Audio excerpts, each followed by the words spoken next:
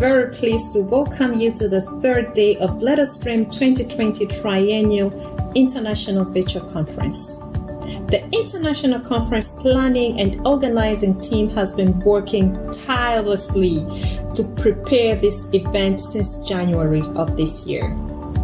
The path along this journey was an emergent one, not without its challenges, but one that has found shared commitment within our team to bring you the Let Us Dream Conference with its inspirational theme connecting local communities and service initiatives through global networking. Consequently, we are delighted to be able to provide you with a day filled with an illustrious group of diverse, talented, and dynamic speakers, panel discussion members, and unsung heroes. As a reminder, the Let Us Dream Conference was first launched in 2017 at Louisiana Tech University in Ruston, Louisiana, United States of America.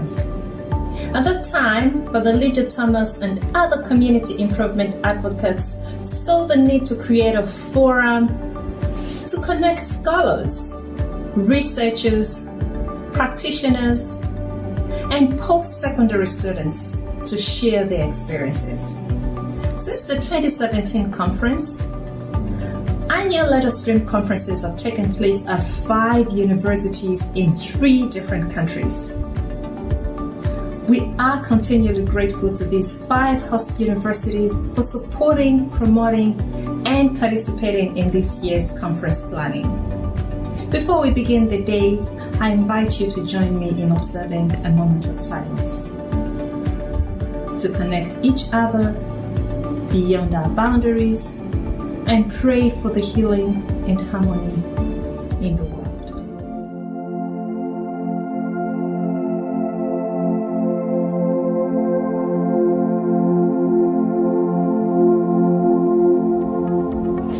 Our first speaker of today is the distinguished Chancellor of the Catholic University of Applied Sciences of North Rhine-Westphalia in Cologne, Germany, where he has served in that role since 2009.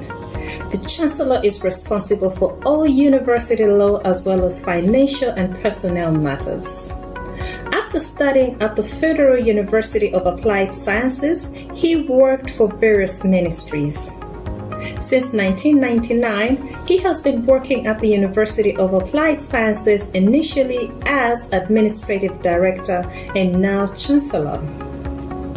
We are very pleased to have Chancellor Benoit Robert deliver the opening address for this third day of our conference pertaining to social services and community improvement.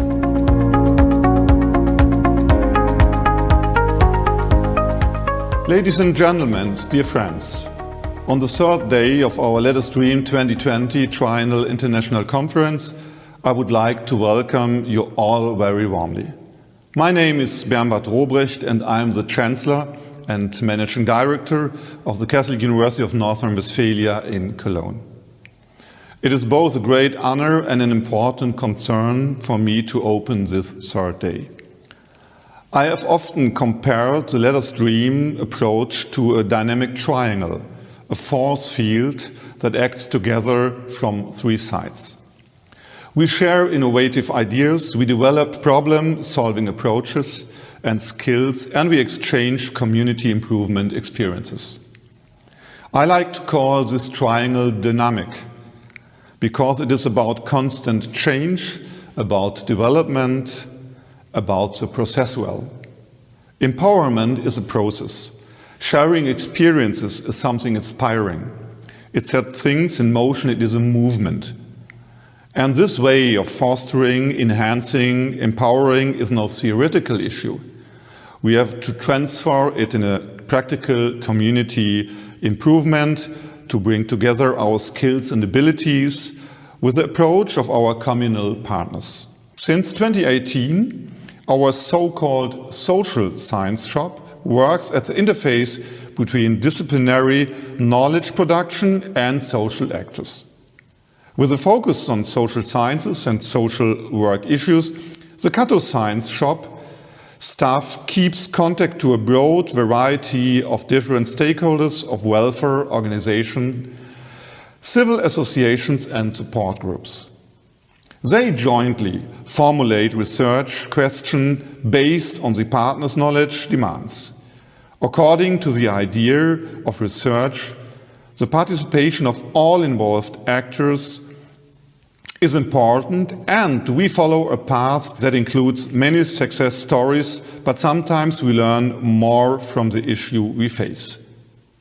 Obviously, participation is not always possible, and not every partner has the resources to contribute throughout the whole process. Gaining more and more experience, we are confident to develop appropriate measures in counseling to tackle these issues.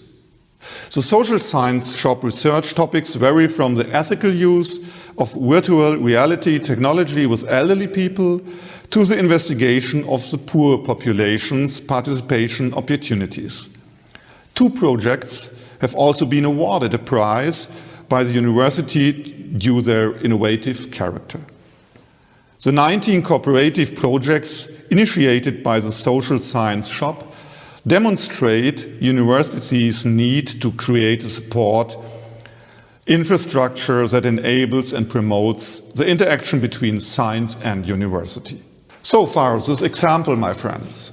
So my wishes for today: your work forum may be a fruitful and innovative platform for sustainable and positive development in the communities, which then radiates out into the world, from the local to the global.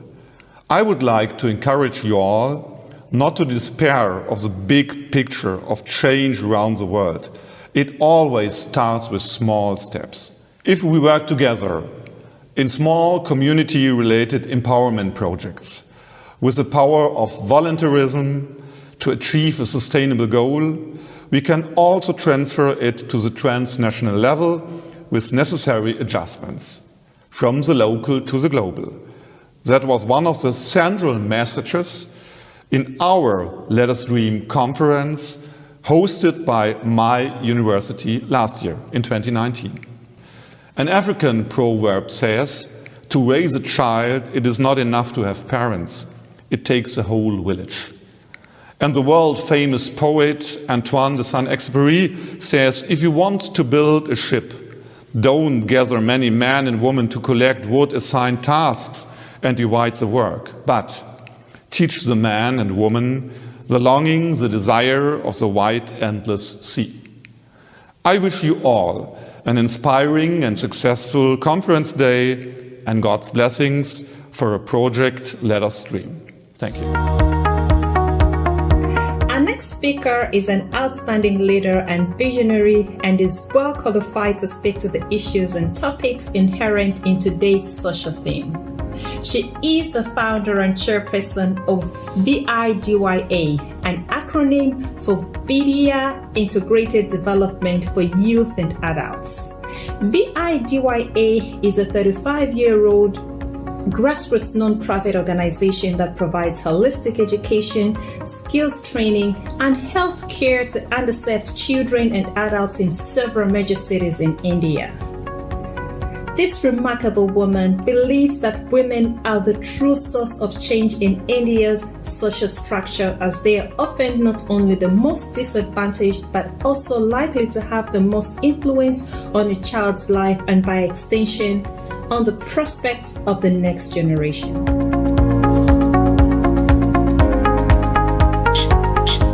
Namaskar, and a very warm greetings from Vidya and from India to all of you. I'm greatly honored to be a keynote speaker at this excellent international conference, connecting local communities and service initiatives through global networking. Let Us Dream 2020, a triennial international virtual conference. Greetings from India and from Vidya to all of you. My name is Rashmi Misra, and I'm the founder and chairperson of a non-profit called Vidya, Integrated Development for Youth and Adults, shortens to Vidya, a non-profit that is working for the last 35 years to educate, empower and transform children, youth and women. I bring you a short PPT to bring you to Vidya, to share our work, our ethos, our effort and our work. So enjoy.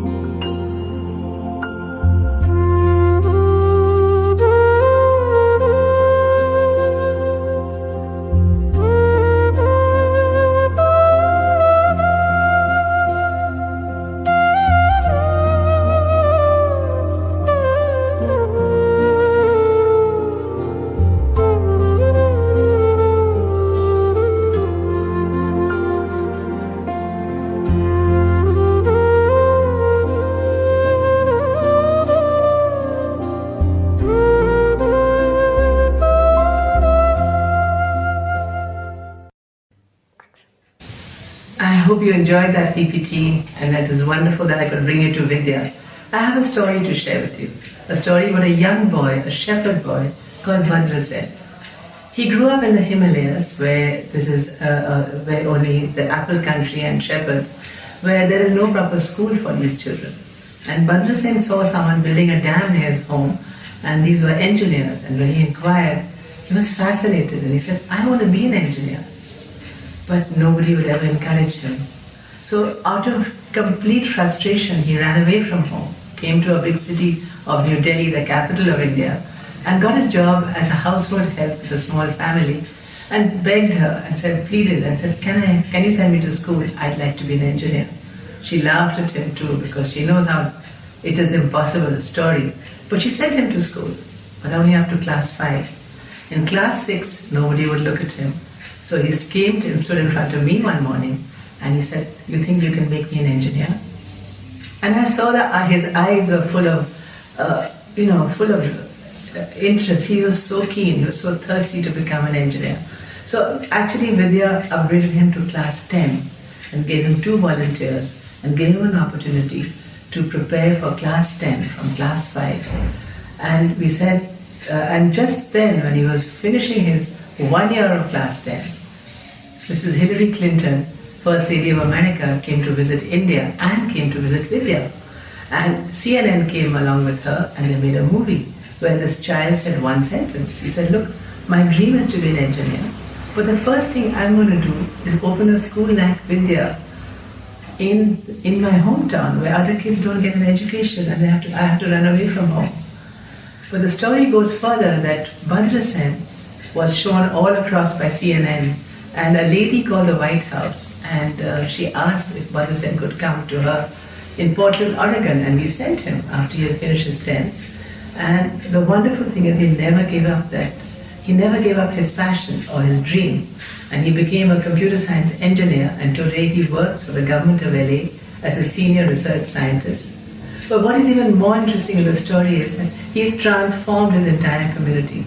His community of his family, which is all illiterate, today have a school. Every child goes to school, and he's established his own family and his brothers into work and business way beyond their dreams. So this is an example of a Vidya student and what is possible with the support of an education like Vidya.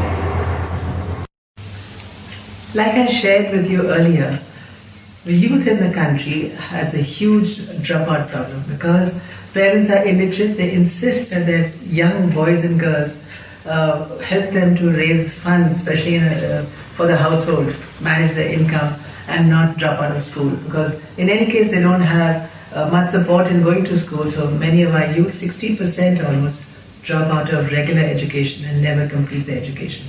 What Vidya offers is a wonderful program called National Institute of Open Schooling to give them a second chance and bring them back. So through this we have almost empowered more than 5,000 youth, and we bring them back and help them to be confident, select a career, choose their subjects, and then basically prepare them with through education soft skills to make them job ready and employable. And we had excellent results. They get so inspired, and this age group is 15 to 50 that we bring back into this bracket called the NIOS, the National Open School. And we have programs across every city in Delhi, Bombay and Bangalore with outstanding results. These youth can also become leaders of their communities because we drive in them what we call a youth forum that changes their whole attitude, and they would like to be the change agent, the change makers for their community. They see the problems, they live in the slums, they see the problems that they're facing, and we empower them to do that. That's part of our training. And it's actually incredible to see how this leadership shapes up. And for example, many of them could not ever share with their parents what their real aspiration was. For example, a young boy called Chandan, and he kept sharing with us. And we have a beautiful open atmosphere where the teacher becomes the counselor, the friend, the guide, the philosopher, not just the teacher. So they feel free and open to share their needs and their desires. So this Chandan wanted to be a sports person, and he was always denied that. Today he's coaching kids and doing very well in school itself. Similarly, we have what is called we have beautiful 1,000 kids in Mumbai who are part of a youth project, a youth forum. And there's a young boy called Dheeraj, and his dream was to become a professional boxer. And we've actually made that dream come true. And yes, last year he won the WBC championship in Bangkok, and today he's now training others in boxing. This dream would have never been realized without Vidya. So similarly, we have students who can go back after doing their 10th and 12th, directly from 6th standard, 5th standard, 8th standard, straight completing their class 10th and 12th, and going into regular courses, becoming engineers, becoming MBAs, becoming the whole lot, the whole possible thing. So this is the beauty of our youth, and our youth really enjoy and want to scale what they do, and they have an excellent attitude towards their sisters in the community. They fight for the right things, and they stand out as little Vidya leaders in the making. So we are very proud of them. Well, let's talk about women in India. As you know, women have been very neglected. They never get a chance to get an education, especially those who come from the poor sectors of villages, slums. Many of the villages have immigrated to the cities to try and earn money. Who's the most neglected? The women. They're only 29% of the labor force, down from 35% in 2004.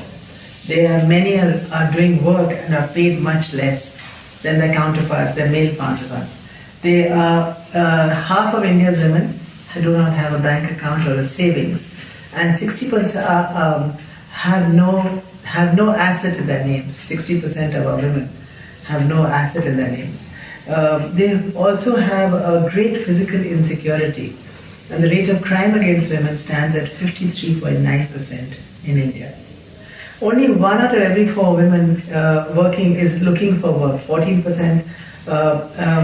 Only 14% of India's businesses are run by women, often unlettered, malnutrition, and live in areas of inadequate sanitation. They survive on less than 10,000 rupees a month. They face additional challenges. They are discriminated against, and often with abusive marriages, unaware of women's child's health and rights. Many of the non-educated husbands don't like their women even to be educated, and especially this has been the problem for us. But what Vidya has done, and we are empowering 2,500 women at present, that we believe in changing all this by bringing women to our centers, offering them an education of basic English, our local language, Hindi, Marathi, Kannada, IT skills, and life skills. And that's how we start. And we actually give them also a chance to be confident, a chance to be able to learn several vocational training skills so that they can stand on their own, build their capacity, build their confidence, and enable them to break the poverty cycle. We conduct employability training, certification for their IT training, give them a lot of adult literacy, numeracy skills, and prepare them for entrepreneurship. At present, we have several self-help groups run by the women themselves, and also give them an additional adult literacy and domestic abuse, work on those areas so they can stand on their own 2 feet. Usha, for example, is one of our students who went through the beauty course, and today she's earning 50,000 rupees a month. It's completely changed her status at home. Her mother-in-law and her husband have respect for her. Similarly, we have Ambuja, who is a training in tailoring facility in Vidya. And today she says, I found my life, I found my freedom, and I can now enjoy my destiny, which I could never do before. So this is the rate of our this is how we have managed to bridge that gap. Many of our women are leaders in their community. When we allow them this opportunity, it's amazing how much courage that they have to handle their husbands, communities, and stand up as leaders in their community. They're now fighting for water. They're writing letters once they're literate to the government that, why are we not getting this facility? Why don't we have a cleaner village? So this is what Vidya has done. And this is our effort. It has been successful.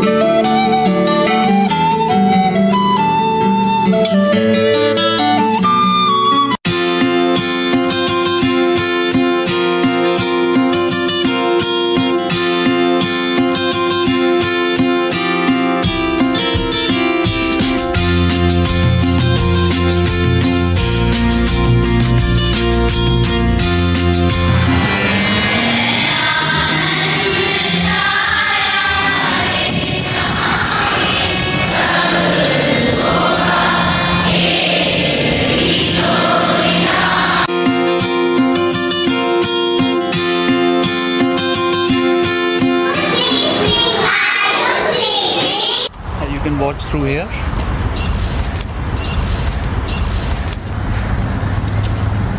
My God.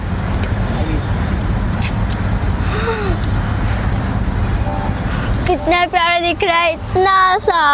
उसके spots भी दिख रहे हैं, craters. Wow.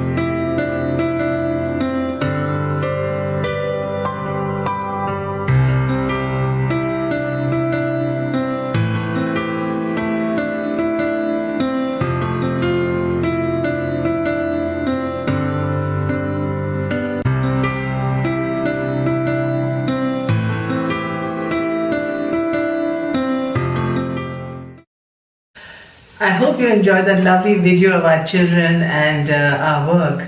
It shares so much with you. And what I'd like to end with, to share with you, our most amazing project is the Vidya School Gurgaon. It is a school built on 5 acres, 78,000 square feet, which accommodates over 1,200 children in the CBSE accredited school in English medium, which is our best school, which is a program that runs across the country. It's one of the best boards. And our children are doing exceedingly well. There are children who are first generation learners who are part of the school. We give them a full day education. They have lunch in school. We provide them with all facilities. They have excellent computer labs. We have, we do a Khan Academy every afternoon with them. We provide them a chance to learn robotics, music, dance, theatre, build their confidence, teach them life skills and all their subjects. So the results of this school have been outstanding. Every child goes to college from the school. Considering they're first generation learners, it's a break in the entire family. They speak impeccable English and they're capable of, they are leaders in the making. They ask me, many of them walk up to me and says, you know, ma'am, you've educated us. We now can stand on our own 2 feet. We can get a job. But how do we change India? And I'm so proud of the fact that they think like that. No 16-year-old across the world would ever talk like that. What I want to share with you, we have a 0 dropout rate from the school. 100% of our children go to university. 25% of them qualify Mensa. They're extremely bright children. And they are not only coming to school and worrying about themselves, but they're actually leaders of their community. They're fighting for the environment. We grow our own vegetables. We do it's a green school. We do rainwater harvesting, and in everything our children are involved. So then, they, of course, as they're graduating, they're going to the best university of the country. There is Vikram, who's studying at NIT, who's now planning to go to the US to study further. NIT is an engineering university. And so they are scientists, they want to be, they're athletics, their girls are doing exceptionally well as well, so there's no shortage of that. What our ideas for the future are, that like the Vidya School Gurgaon, we'd like to create at least 3 more schools in the next 3 years. We already started on 1 school in Bangalore, and that's on the cards already. But besides that, we're also looking at how every student of Vidya can be mentored. And for that we appeal to you. If you'd like to mentor a child in Vidya, please visit our website and register in what is called the Mitra program, the mentoring program. We'd like to scale our vocational training to make sure that we can include many more vocational training skills for our children, youth and our women. We're looking to set up a digital library. Also looking at partners who will support our Tech Fest as well as our STEAM Fest robotics training program, partnership with universities, with schools, with other NGOs, and also look at integrated technology assistance learning across all our projects. We work with arts, music, dance, theatre, and that is what we would love more partners for.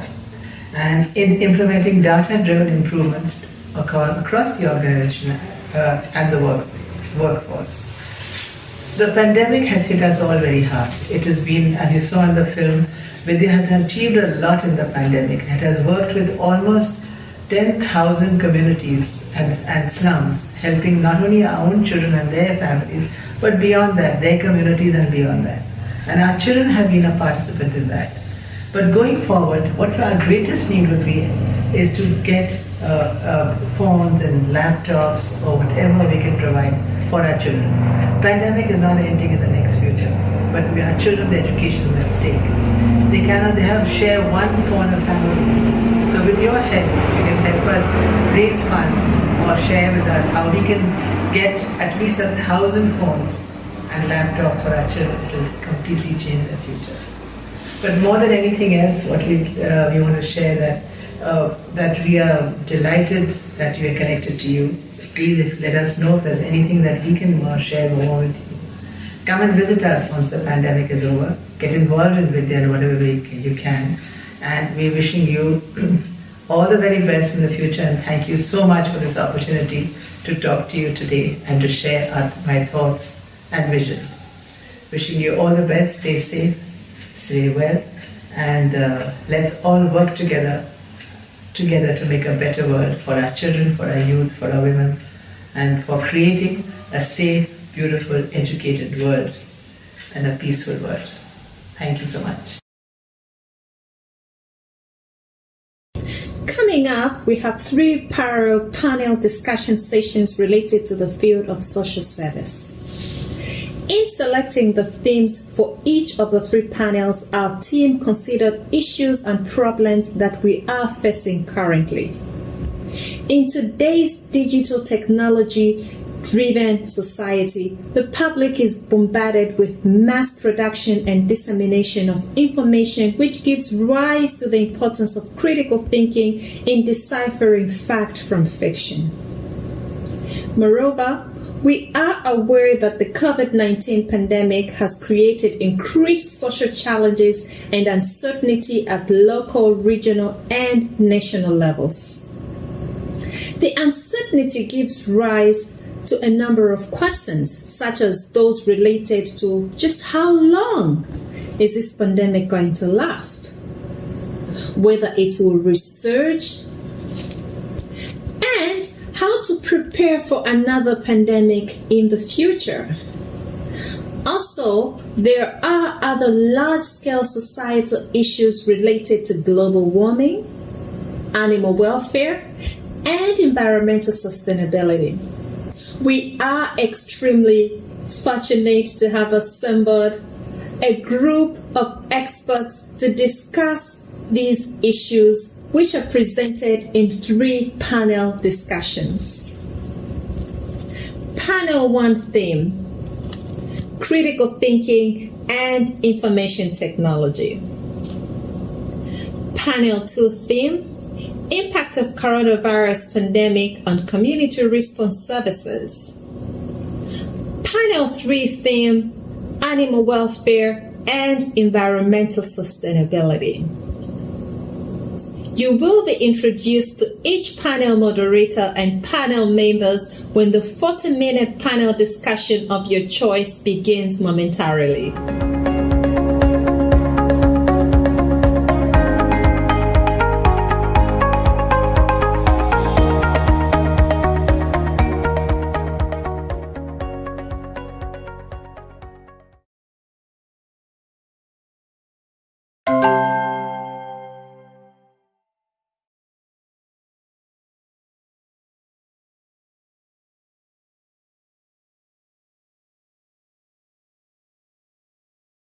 Good evening, everyone. Welcome to Let Us Dream 2020. My name is Dr. Myra Severe. I'm an associate professor at Binghamton University in upstate New York in the USA, and I am very pleased to be the moderator of this session.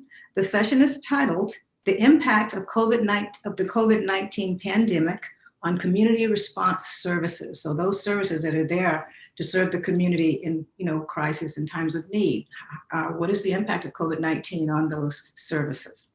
Our panelists today are Ms. Prarthana Kaul. She's co-founder and director of Gift Abled.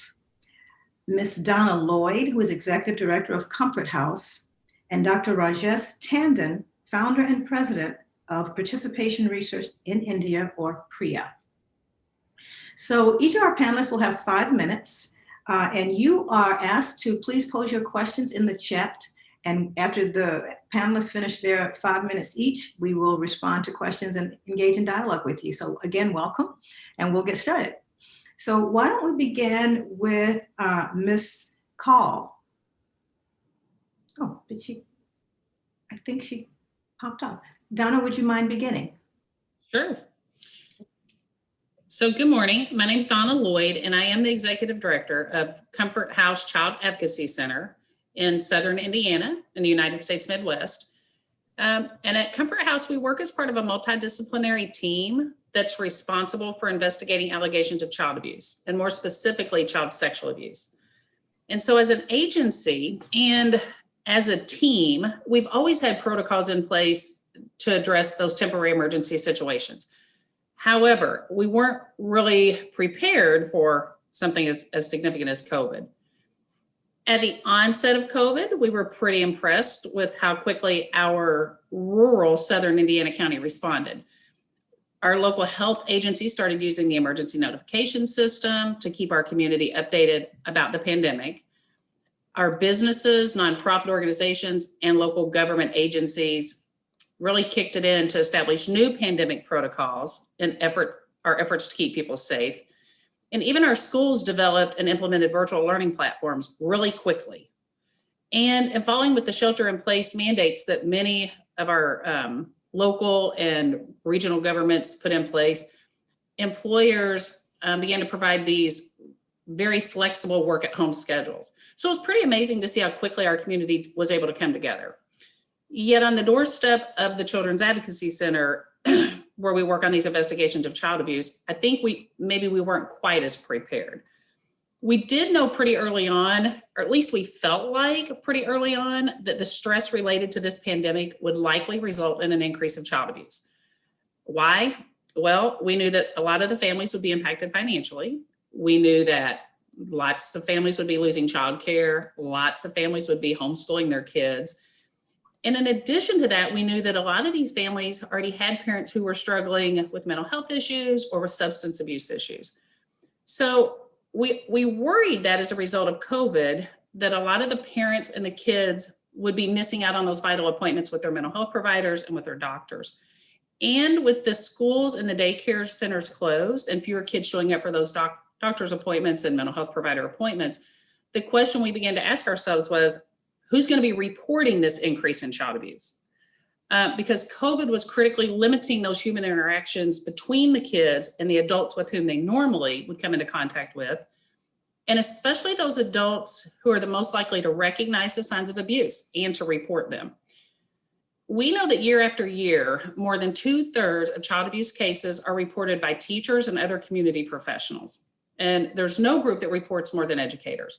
In fact, in 2018, educators were responsible for 21% of the 4.3 million referrals made to Child Protective Services.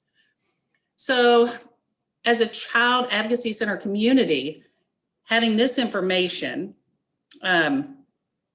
we responded the best that we knew how. And what did that look like? Well, the first thing we did was took to social media, like many other agencies, putting out the message of positive parenting, tips on dealing with stress and anxiety, and then the reminders for all of our community to be on the lookout for child abuse and the ways in which they can report it. As the schools began to embark on their remote learning, we also provided our educators with additional resources on those warning signs. some action steps they could take, and some communication strategies that they could be using during these remote learning sessions. And then as an agency, we took our normal face-to-face prevention programs for students to the virtual platform. We wanted to make sure that kids would continue to receive the message that they needed to tell adults about the unsafe situations. However, we now were helping students identify safe adults outside of the school that they could reach. Okay. And then finally, we worked in collaboration with other youth serving agencies to organize school supply, clothing, and food distribution sites to promote some face-to-face contact with those school kids and their families during this pandemic. Unfortunately, despite our efforts, the National Children's Alliance, which is the accrediting body for the network of children's advocacy centers in the United States, recently reported that between January and June of this year, we served 40,000 fewer children nationwide compared to the same period last year. And we don't have any reason to believe that the actual incident rate declined. We believe it's a direct result of fewer contacts between the kids and those trained to recognize the signs of abuse. So were our responses adequate to overcome the impact of COVID? Based strictly on the numbers, it doesn't look like it. But did our responses have an impact? We think so. And despite the many unknowns as it relates to COVID and long-term impact, our organization will continue to evaluate continuing some of those actions as we move beyond COVID. Thank you so much. Glad to be here. Thank you so much. Ms. Call, would you mind going next? Yeah, sure. Great. First of all, thank you so much for having me here. And yes, so at Giftable, we work with people with disability. Is my voice audible? The volume, turn it up a little. Yeah, is it audible? It's very soft.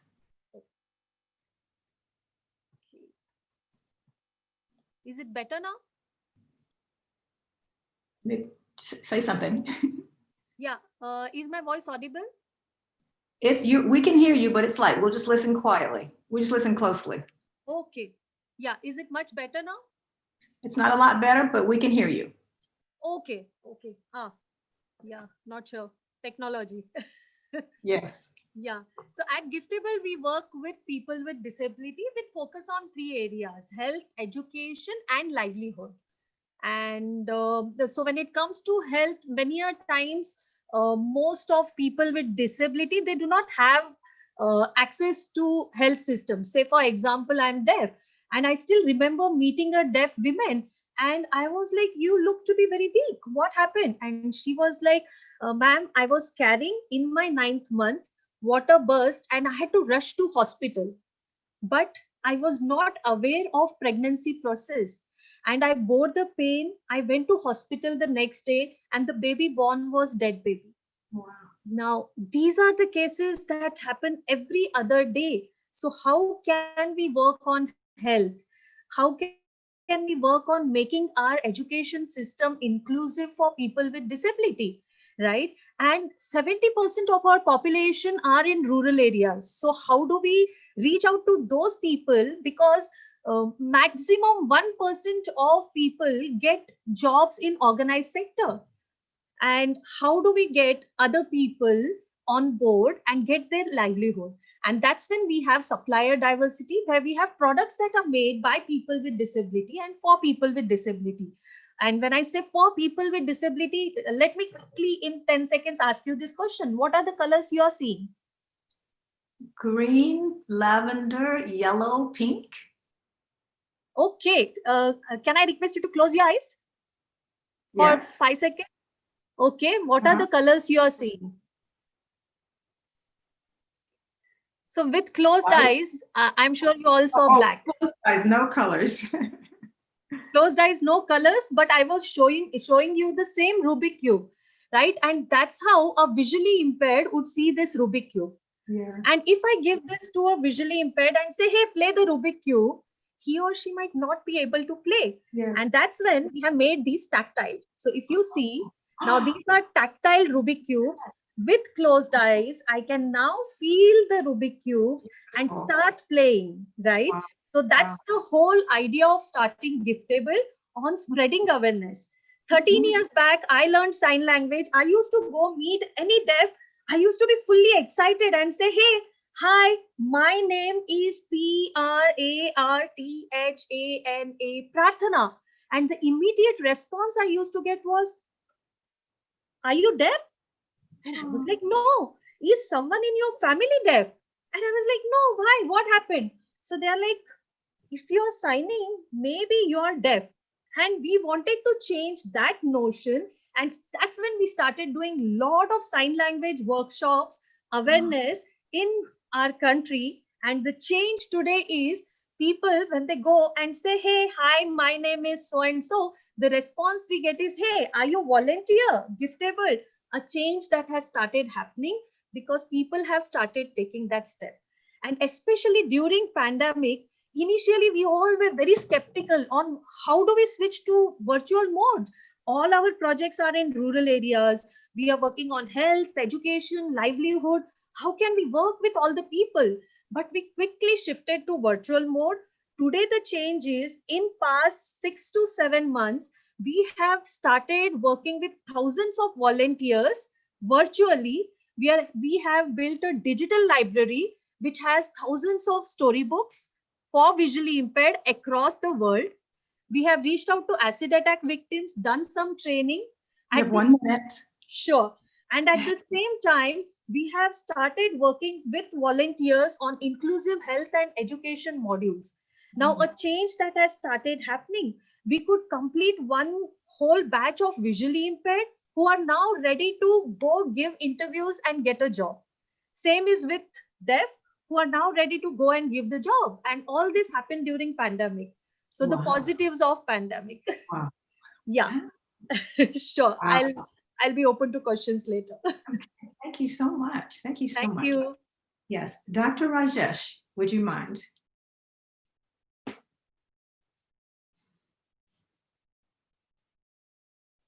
You are muted right now. Okay. Yes. Well, good evening. Wonderful listening to Donna and Prathana. Let me tell you a couple of stories. The first one is about rural areas where indigenous people live in the western state of Rajasthan. And in indigenous communities, access to primary healthcare centers is very weak and poor.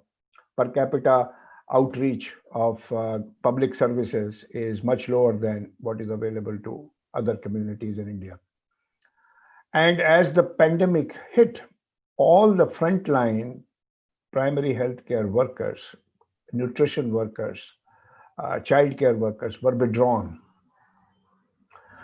So all the antenatal and postnatal care that used to be given, we have a concept of community driven and community outreach, the Anganwadi workers and Asha workers. These are frontline, mostly women workers who provide antenatal, postnatal care and also some nutritional support to the young infant. All that was withdrawn, and particularly withdrawn from those locations where the only source of such service was public health center. There was no private option. And I'm referring to a district called Banswara in Rajasthan. And we have been working there. And to our great difficulty, we were able to find out what was going on in the first 3 months of the lockdown. Now you can imagine the country which we have 50,000 childbirths a day, per day. 50,000 kids are born every day. Large country, lots of people give birth to lots of people, so it's okay. But the point is that if such communities do not get access to prenatal and postnatal delivery services, institutional delivery access to mobile, ambulance service to take them. So this is one scenario. The second scenario I want to give from urban areas. We have nearly 10 million domestic workers in India. 10 million domestic workers. These are generally called maids in some places. And most of them are migrants. So In a big city like Delhi, where I live, or larger metropolis like Mumbai or Bangalore or whatever, these maids mostly come from the eastern region, the poorer region. And as soon as the lockdown happened, these maids were thrown out, Mm. and most of them were evicted from their homes because they couldn't pay the rent. And our work with domestic workers in a suburb of Delhi in Gurgaon, within 2 months, we realized that they were going hungry. And all the public services which were available to laborers were shut down. So, what happened? In the first case, local community leaders and local indigenous community based health practices came to the rescue. The same health practices which the formal system of healthcare had devalued earlier, calling them voodoo science. That voodoo science was the only science available when a woman was about to give birth and a postnatal care had to be offered. These are the trained midwives who live in the villages and perform these functions. For last 30 years, we have been decrying them and saying they are incompetent, they are not knowledgeable, they are not professional. They were the only ones available and they did a marvelous job. Local knowledge, local capacity. In the migrant women, labor, domestic workers, they got organized. They conducted a survey among themselves and they phoned through the phone and they said, did you get your wages? What happened? Where are your children? This, that. And then our team, which had been working with them, a sort of basically educational team, they got in touch with us and said, this is our data. Now come on, let us take it out to the public, to media, to government. And so we reached out to some newspapers, we reached out to some television channels, of course, used social media. But the voice was of women, migrant labor themselves, domestic workers, the maids. They did the survey and they produced the findings. And they argued, Maina, they argued for that their rights. On the one hand, national level government is announcing, oh, nobody should be unemployed, nobody's wages should be cut. But nothing, these women were very vulnerable. But they organized and they started having these campaigns. So two simple messages at the end of these 8-9 months. Invest in local leadership, local knowledge, and local capacity. Second, vulnerable people are competent to get themselves organized if you get out of the way and enable them to play their role. Thank you. Wow, thank you so much. Oh, this is so exciting. All three of you, just super exciting. I'm going to tie together something that Dr. Rajesh and Donna said about somehow shifting responsibility to the community. So it happened. It wasn't, sort of a natural outcome was that some of the responsibility shifted to the community. And as Dr. Rajesh said, they responded effectively. And so I want to ask about that as possibly an evolution in service. Is that something that needs to be maintained, or how could it be maintained? I mean, clearly government, and you can't serve everybody. Shifting to the community is a very good thing. It expands who can help. How can that be sustained? Anybody? Yeah, I think it should be more of spreading awareness and getting more and more people join. So when I say Giftable sustained itself all throughout the year, I should give you this example where one of the corporates said, hey, we have 900 employees who have been working tirelessly and we want to recognize them. Now we want to gift them a hamper that is made by people with disability. But are you in a position to deliver it to individual houses? Because everyone is working from home. And we said, why not? And we took up the challenge and we worked with artists with disability across India, made sure we followed all the safety guidelines. And today we could deliver those hampers to 900 employees of that company. Wow. And similarly during the festival, so it's been like Thanksgiving, Diwali festival in India, And we have been able to work with artists with disability across India and support their livelihood. And I think this momentum will go on. People are recognizing, people are taking steps to actually bring in that change. The employee engagements are happening. Corporates are taking steps to, make sure employees are volunteering. As Yes. simple as recording books for visually impaired, as simple as having sessions on sign languages, Yes. right? Wonderful. And I think this should keep continuing. The momentum should go on. It shouldn't stop at any point. And that's So the Donna, best do way you to go. Yes. Donna, do you see any value in community members being able to recognize the signs of abuse and being also reporters, or do you think that should be limited to professionals? Oh, no, no, we definitely think having the community aware of the signs to be watching for has a lot of value. And in fact, that's one of the things that we also do is facilitate a prevention program for adults, educating them on the signs to look for, how to report. And in the state of Indiana, all adults are mandated reporters, which means if they have a reasonable suspicion of abuse, they should be reporting it.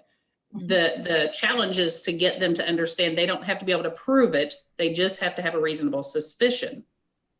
And then there are investigators to investigate to see if the abuse, to do that part of the job. But absolutely, the more people in the community that know how to recognize abuse and that understand their obligation to report, the better we are. And it only makes it easier for the kids, better for the kids.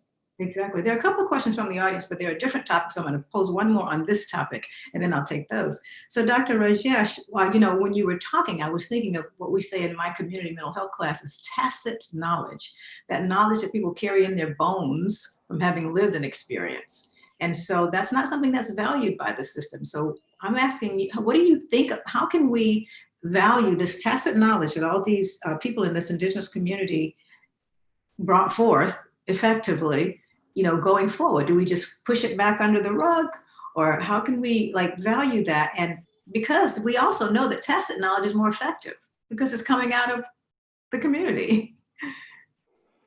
Well, I believe that lived experience, experiential knowledge, oral knowledge transmitted over generations through grandmothers, both in matters of health and in matters of food habits, nutrition, is critical.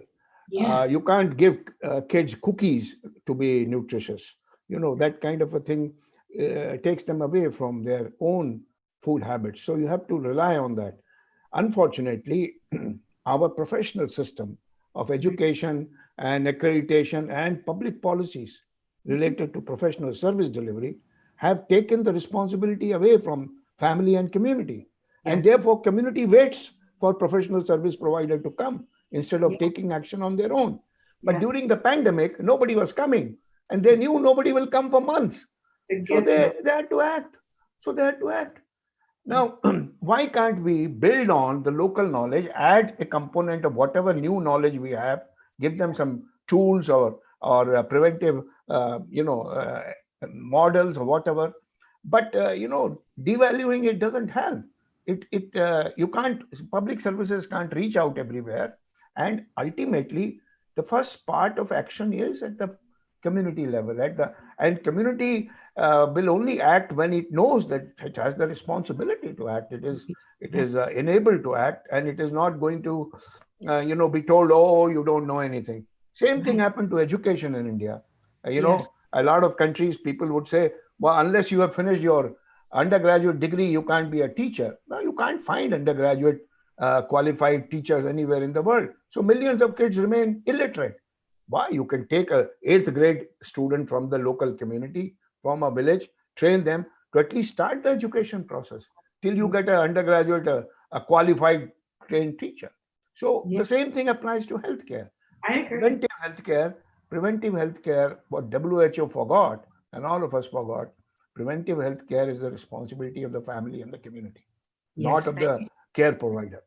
Let us hope that the community doesn't forget how capable it is. I'm not worried about the community. Let's hope the professional service providers don't forget and go back and dismiss the community.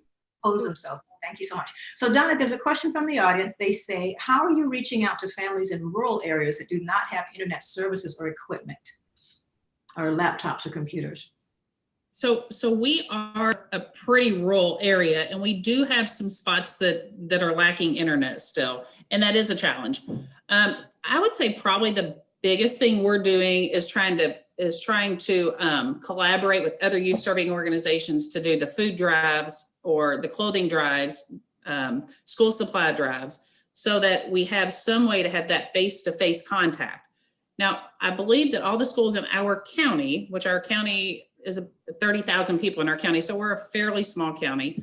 I believe all of our schools have provided every student in the schools with the iPads or tablets. So each child has been given one. Not helpful if they don't have internet. But I do know that some of the local public providers are offering places for kids to be able to come in and use their internet, even places besides the library, some local restaurants, things like that, where they can do it safely and still abide by all of the pandemic protocol. Yeah. But that is a challenge. Yeah, thank you so much.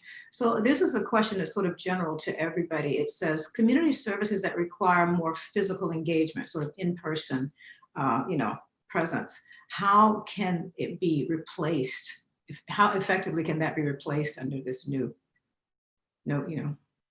distancing system?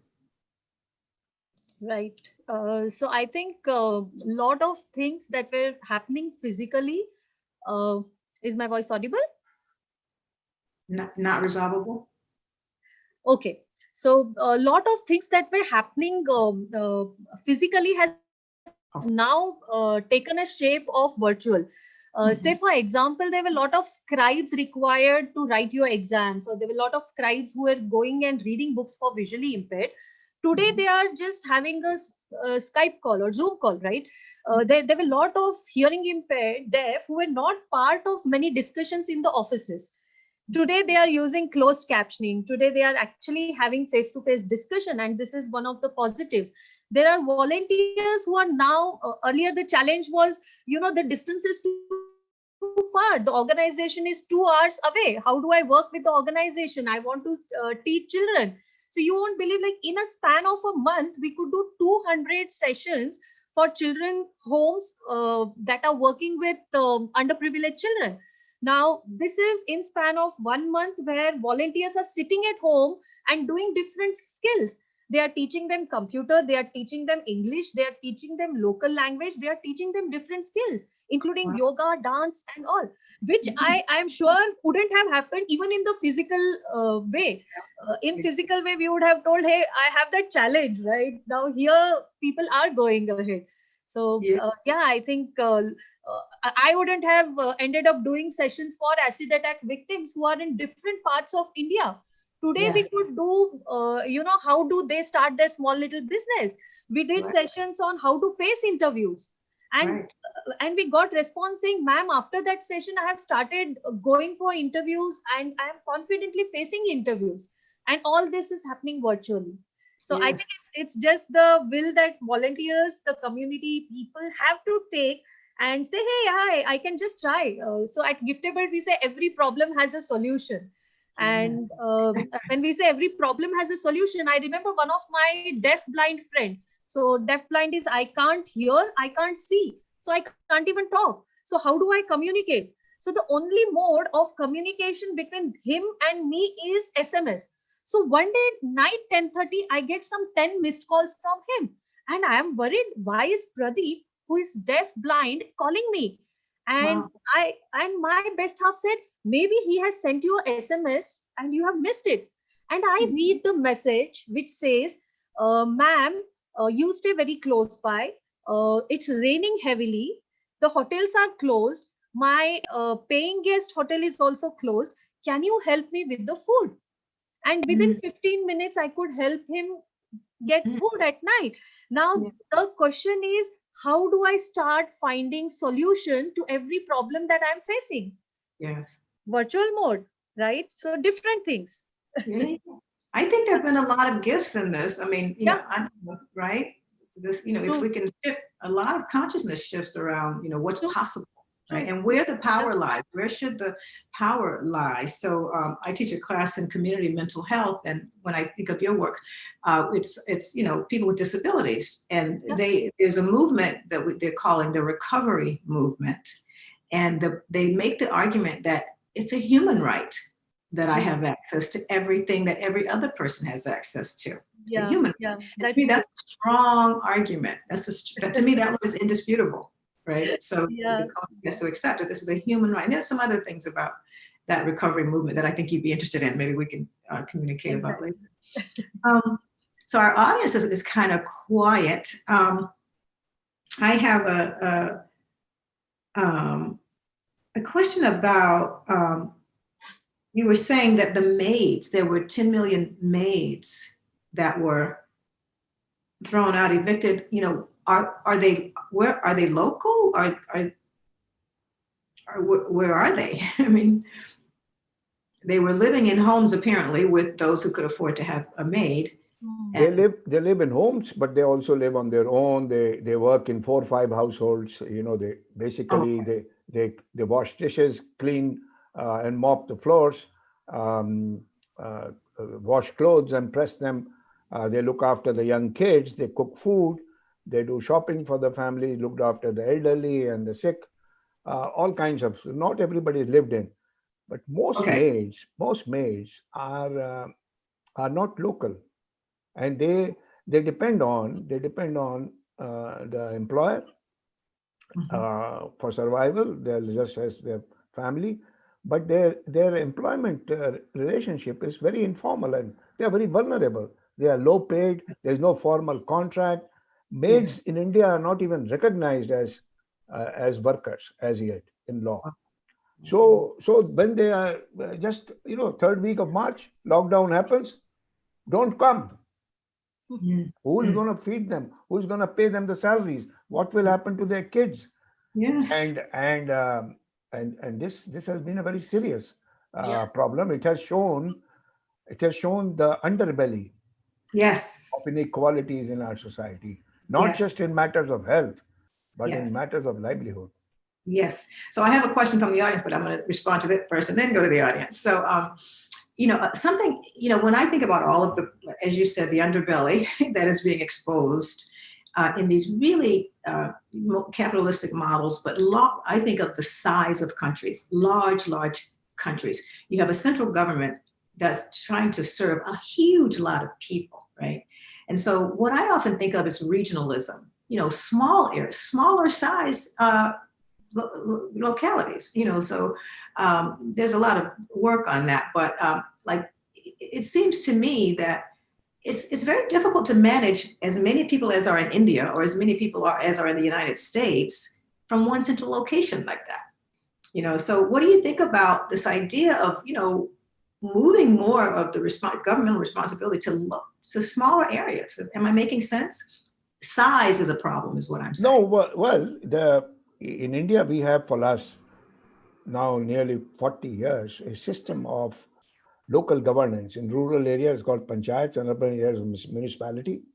And local governments are expected to be empowered and enabled to be the first port of call. Unfortunately, instead of the operation of bottom up, most of the things are top down.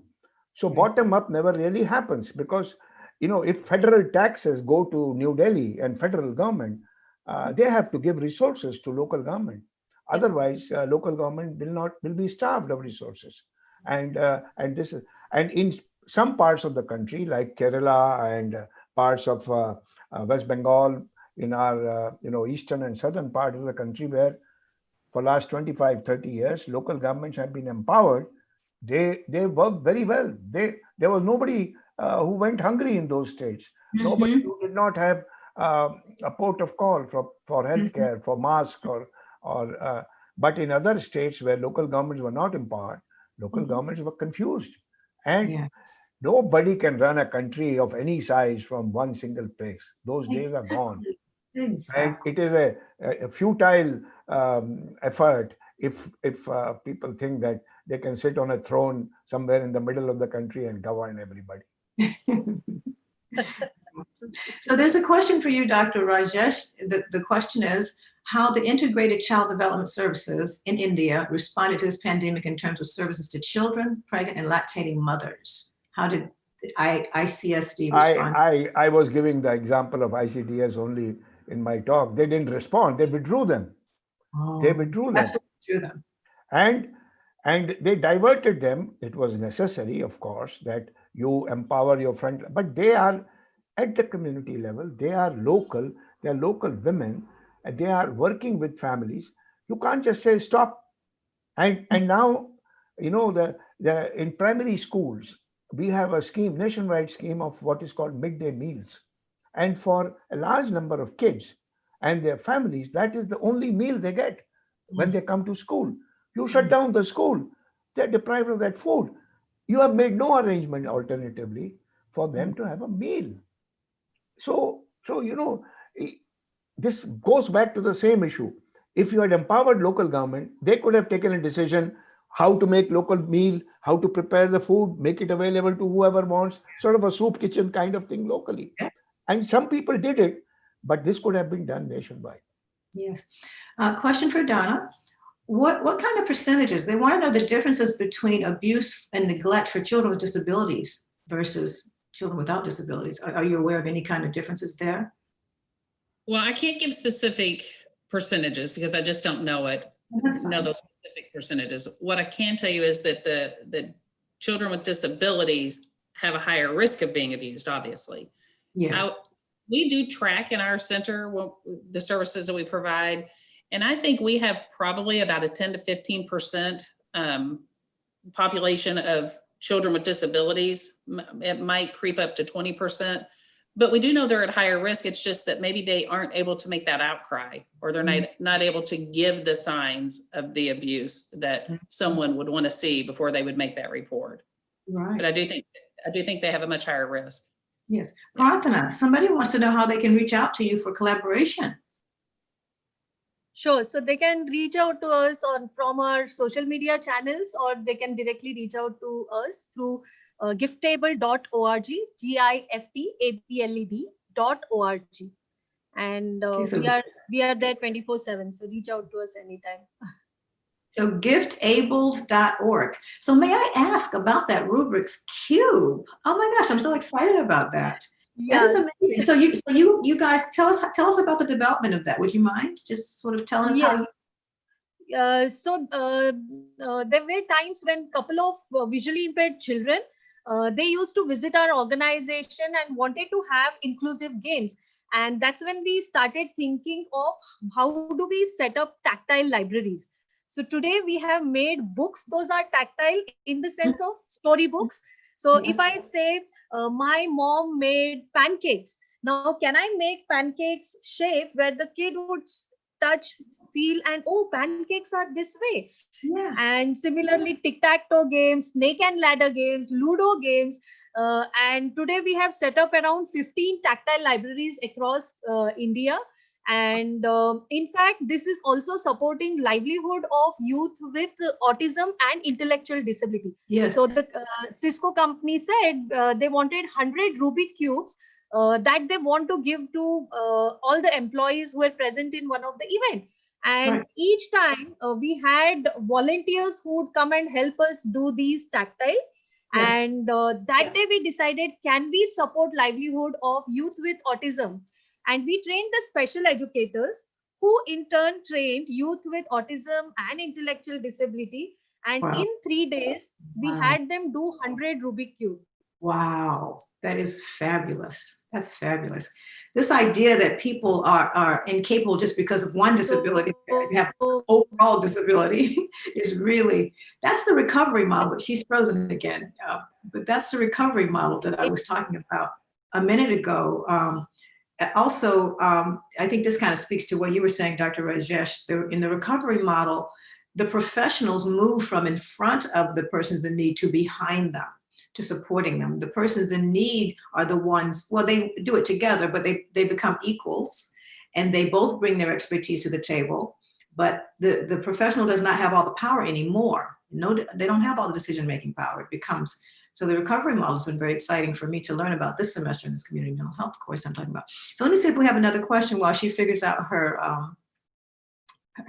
internet connection. I think she had to go.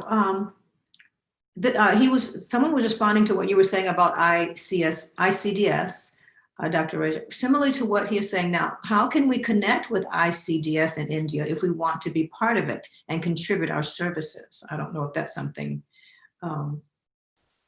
that you, what can the youth? ICDS is a national government program, public program. Mm-hmm. Lots of civil society groups in different parts of the country operate and help strengthen the ICDS program. I will send you a blog I just wrote the day before yesterday giving that example. But I think, anybody who wants to volunteer, there are many opportunities, but you'll have to volunteer through a civil society organization. You can't volunteer directly in a government program. Yes, so somebody's asking if all of you would quickly say how they might, to all the panelists, could you tell us about how we can help young people help them access mental services? I think they mean young people. Is there a way that people can get involved, I guess, with what you're doing? Yeah, I think you can put out, www.priya.org is our website. You can volunteer. The domestic workers example I gave you, the story, that is Martha Farrell Foundation based in India, www.marthafarrellfoundation.org. If you Google Martha Farrell Foundation, you will get that. And they work mostly with adolescent boys and girls and women on gender-based violence and sexual harassment workplace. So please do. And we are actually helping people do volunteering virtually.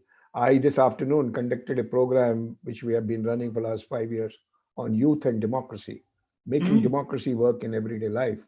And this time, because colleges are not open, we had to do this program virtually. It's going on for the last 4 months.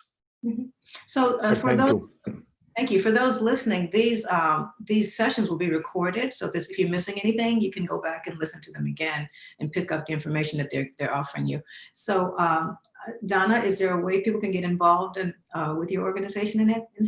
Is there any? So, to get more information about us, you can visit www.comforthousecac.org. You can also, the national organization that supports child advocacy centers is the National Children's Alliance. So you could also Google that for more information also. Thank you. And I think Prarthana came in and then she froze again. I know Prarthana. Prarthana? I know what it's like to have internet problems. Yeah. Okay, I think I heard her for a second, but. Yeah. So I'm not sure how the net is bad, but.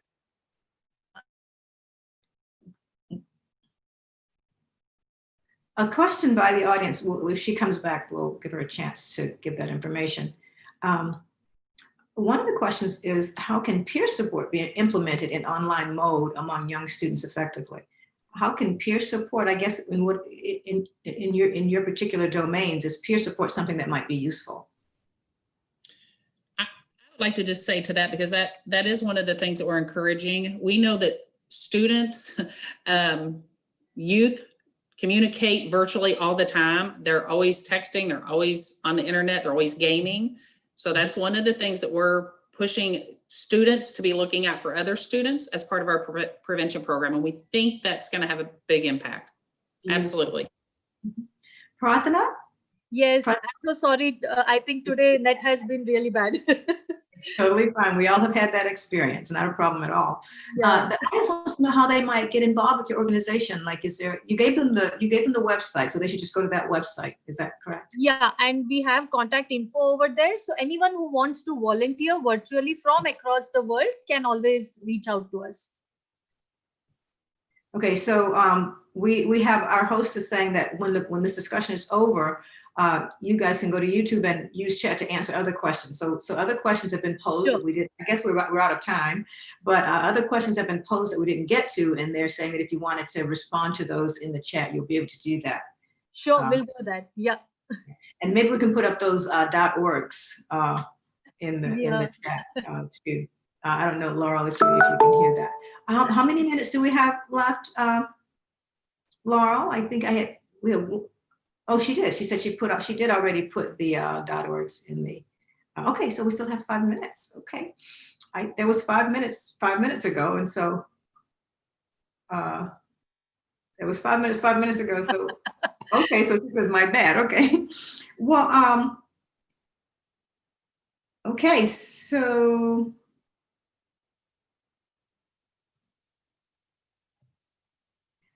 You know, I guess the thing that is most exciting about what all of you have said, and you know, any of you can introduce any idea that you want to introduce to in the next 5 minutes that we have. We can start with the conclusions. She said, well, yeah, okay, so that's kind of what I'm going to say then. I think this is a wrap up. The thing about all of your discussions that excites me has to do with the shift of power to the community. And when I say power, I don't mean, you know, these position titles or, you know, obviously power comes with access to resources, and that's important. But this sense that the solutions for ourselves can be found right here among ourselves. And that out of ourselves will come the best solutions, because we have lived the situation. We have lived it, you know, we really, and so the sense of either if the devaluing is coming from the self, the community itself thinking it's incapable, or the devaluing is coming from the top thinking that the community is incapable. This has demonstrated that it's just not the case. It is just not the case. We are creative, we are resilient, we are resourceful, and we know the solutions. We can come up with solutions. So if nothing else comes out of this, if we can have more of a partnership between top down and top down and bottom up, we can bring what both have to offer. Moving forward, I think this pandemic will have served us, you know, in unexpected, in unexpected ways. So, anybody else want to give a quick wrap up before we? Yeah, just a quick message now that net is working fine. I will request everyone to be an advocate of the cause. Need not necessarily be you are sitting next to the person, the beneficiary. Be wherever you are. Be advocate of the cause. As simple as today, if everyone is learning one word, which is like thank you. So from your chin down, you're learning, say thank you. See, so many people are today, you know, in a second has learned this word, thank you, right? So like there's a saying, not all can do everything, but if everyone can do something, we can bring in a lot of change. We can create that ripple impact. So thank you, everyone. And I think just go ahead and do something, and you'll surely create an impact. Thank you. Donna? Yeah, I would just follow up with that, what you said, Myra. The community should just be brave and take that challenge, recognize the needs that we have, and take on that challenge. Yes, absolutely. So I just want to thank you all you panelists for coming. I've very much enjoyed our conversation this morning, and it seems that our audience did too, based on their interaction. And we want to thank the audience as well. Thank you for coming and for engaging with us. And so we have to be at 1 minute or 30 seconds or something like that. So this is the live button is gonna go off at some point soon. What is the great job? Somebody said. So what's the age group, Prathana, of the young people you work with? It's right from children to elderly. So we work on early intervention centers where we work with children between age group of 0 to 6. And as part of jobs, we work with young adults from 18 plus. Oh, okay. And it goes up, yeah. And projects, yeah. In a given day, what's the numbers? How many people do you serve in a given day? Roughly around thousands of them across the nation. Wow. So you're a large organization. I would say we are a passionate bunch of 15 people in the organization working with thousands of people across the nation. Beautiful, beautiful. What about you, Donna? What's the sort of scale of how your work? So we're a really small nonprofit organization. We serve about 100 kids a year. We work on about 100 cases of child sexual abuse each year. Okay. Pretty So small they're scale. saying if we say thank you, they're going to end the screen. So thank you so much, everybody. Yes. Thank you, everyone. Yeah, thank you. And Thank take care. Yes.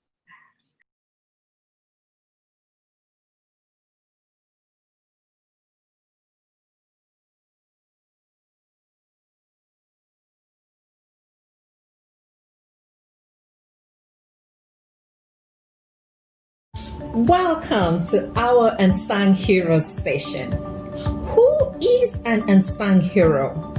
First of all, let us take a look at qualities that we generally think of as heroic, such as bravery, courage, determination, servant leadership, moral integrity, selflessness, empathy, to name just a few. A hero is often admired for these noble qualities. However, oftentimes, those whom we believe to be heroes don't envision themselves as exhibiting these heroic traits. They do what they do out of an intrinsic desire to lead a good and purposeful life, not in a grandiose manner, but in an authentic one. These are often our unsung heroes. They typically go undetected in their communities. In other words, they fly beneath the radar. Unsung heroes are people who do extraordinary things for others without seeking or anticipating credit, reward, or celebration. We believe the unsung heroes in our communities embody the values that align with the Let Us Dream vision and mission, particularly the values of volunteerism and community service. Therefore, it seems highly relevant that we have chosen to honor individuals who reflect these values in their everyday lives without expecting acknowledgement for what they do. For they do it from the heart. We are delighted for the opportunity to have you join us this year in the recognition of our unsung heroes.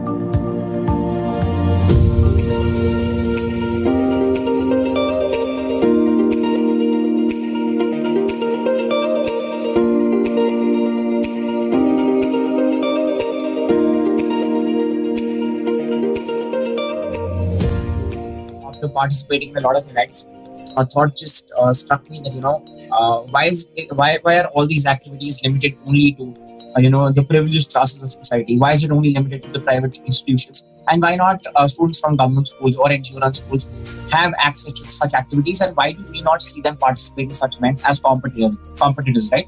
So it was something that used to that I would say bothered me to a very large extent. Because I used to believe that, access to skill training, skills that are extremely important, should be something that is accessible for all. And it should not be only, a result of your privilege. So I just thought that, it is imperative to take things like public speaking, filing of right to information, applications and, menstrual health and hygiene, gender sensitization, Model United Nations, and, mental health awareness. All these things, making all these things accessible to the underprivileged section of society was something that I felt was necessary. And the bridging of this gap was imperative. And the idea was simple, that to empower somebody else, it is not necessary that you need some resources or money, right? even if you have one skill that you have been privileged enough to acquire, if you have the will and the ability to pass it on to somebody, that is enough to bring about a change in society. And that's why we established Praxis Education Trust, working in the domain of access to education and skill training in the underprivileged sections of society. So what motivated me was the entire idea that, privilege is something that in this society is not questioned enough. And I thought that it was time to question my own privilege and see as to what I can do with it to benefit others, right? Because it is imperative for us to do citizen action rather than just talk about problems. So I thought that, okay, possibly I'm just a student, but there are certain things I've been privileged enough to acquire and have in my life. And if I can use those things to benefit others and strengthen others, I think my journey towards change will be successful. And that's how we started Praxis Education Trust. I am founder of the trust with 5 friends of mine, and we started in February 2019. And we have certainly been successful in reaching to about 5,000 students until now in different parts of the country. And we are located in Bangalore as well as Delhi. However, we have currently projects running in Maharashtra, in Madhya Pradesh, and in Jammu and Kashmir. So, people around us, and to benefit the society in whatever way we can. And I think it's essential for every young citizen of this country to question their privilege and to ask themselves as to what little they can do to make a difference. And the idea was just simple, that even if I'm not earning, even if I don't have plenty of resources, the fact that I have a mere skill that I have been able to acquire as a result of my privilege, I should be willing to share it with others. I should be willing to train others who don't have easy access to it. And there are so many people like me who are good with certain skills, right? So if all of us get together and help those who are not having access to the same, I think the thought was simple, that we can make a very big difference. And here we are. And I believe that, students from government schools, NGO run schools, slowly and gradually are getting access to these skills, which is making competition fair and which is providing them with valuable opportunities, which I believe is imperative as we stand as a country for equality. And I think we should, on a daily basis, work towards materializing it. And that's what we are doing. Right, so Praxis has been basically working in the domain of legal awareness and gender sensitization since a long time. But this lockdown made us realize that because groundwork can actually not happen and we cannot go to villages or rural areas or schools, institutions, NGOs, and we cannot train kids physically, it's imperative for us to, make it virtual and as a result of which it can be accessible for a wide audience. So we ran a virtual awareness program for 10 days, wherein we gave free public speaking classes to around 15 students from a government school in Delhi. And we also gave them classes about legal awareness and sensitization, legal literacy basically. And additionally, we have taken out virtual awareness campaigns on our Instagram handle, and we have been trying to raise awareness. We have also started a program called Vidya, that means the rule of law. And we've been making virtual awareness videos wherein we cover societal issues like domestic violence, manual scavenging, and etc. to basically make people aware of these issues, the solutions to the same, the law behind it, the remedies, to basically make them, more legally aware about such issues and to tell them first to what role they can perform to fight this societal issue. So that's what we've been doing.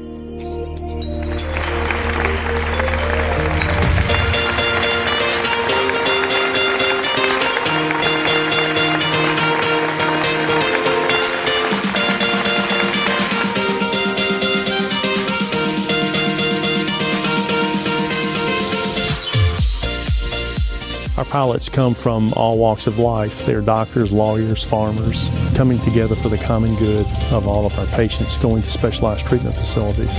We pick up patients when they're physically, financially, spiritually, emotionally distraught. And when they're in their lowest hour, we're here to help lift them. And hopefully this is what this is all about. But I can't think of a better way to spend your time than by helping your fellow man. Our pilots fly any types of equipment from 172 single-engine Cessnas through jets to transport patients to medical facilities up to a distance of 350 nautical miles away. no matter how big or small a feat that you have to complete in the spoke and the wheel of life, it's that opportunity that I think God gives you to come back and complete your mission before you're called home. In October 2013, there were 2 tumors they discovered in my lungs, one in each lung, which led to biopsies, which led to the diagnosis of stage 4 melanoma. Upon that diagnosis, we knew that our lives were not going to be the same. From that moment on, our normal that we had known as a family, as a mom and a dad and 2 kids, that normal was over. We were starting a new normal. As a wife and a mother receiving cancer treatment 6 hours away from home, Pilots for Patients allowed my life to remain as normal as it could be for my family. It's been 13 months since my last treatment. My last scans were a couple of months ago, and there was no cancer. No cancer. There are no words to describe how I feel for the pilots that have given their time to help me in my cancer journey, to help my family. Their gift to us is priceless. If I could tell the pilots who have told me one thing, it would be, you have no idea the way that you have positively impacted my life and my family's life forever. God has been good to us, and we're glad to give back to Him through Pilots for Patients. Hey, I love flying for PFP. It's the greatest privilege of my life. I really enjoy it. These patients are wonderful, and what they're going through gives me great inspiration, and I love it. Thanks. It's because what God has called me to do. I'm Chris Trahan. I've been flying as a volunteer pilot for Pilots for Patients for a little over 7 years now. It's been a very rewarding experience. Get a lot of flying time out of it, and the patients all just really appreciate the service we give them. One lady says there's got to be a catch. You've got to be getting a kickback. You've got to be getting something back. And you're not charging. I said, well, we do charge. And she finally said, what are you charging? I said, we charge hugs. Hey, I'm Glenn Northcott. I'm a volunteer pilot with Pilots for Patients. I've been flying with Pilots for Patients for almost 3 years now. Got over 100 missions. And I've flown everything from gliders to Boeing 777s. And I have to say, the only flights that really get me excited are the ones with Pilots for Patients. It's just a true passion. I've been flying an airplane since I was a young child. I don't want these pilots using their airplane and buying the fuel and spending their money on me. Well, the truth is that the pilots, we feel like we're the one receiving the benefit because it's such a blessing. Like I said earlier, there's not many flights that I get excited about. This morning I woke up at 4:45 and I was ready to go because I knew today was going to be a great day.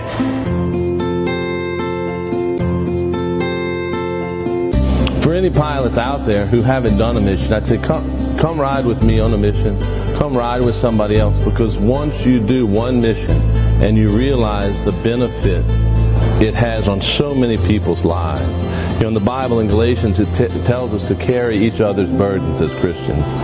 And what better way, plain and simple, for me to carry them in an airplane and help them carry their burdens and just improve their quality of life. And it's so evident, and they're so grateful that it's always, each and every flight is a true blessing. I'm Mary Beth Holzer, and I work for the Ouachita Parish School Board, and I live in West Monroe, Louisiana.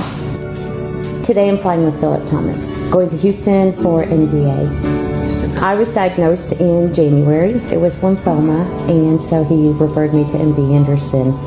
And I went there, and I still didn't think it was going to be a whole lot. But after the scans, they said that it was follicular lymphoma, stage 4, non-Hodgkin's.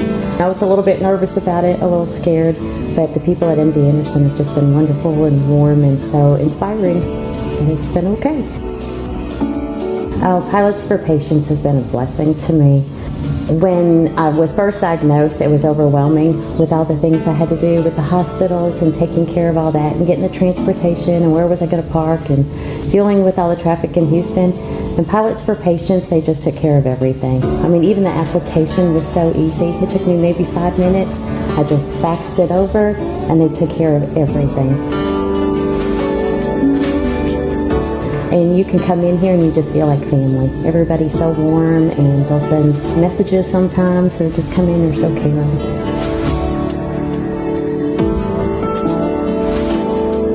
I mean, you definitely are angels to me and I just appreciate everything you're doing for me. They've been an absolute blessing and I would recommend it for anybody.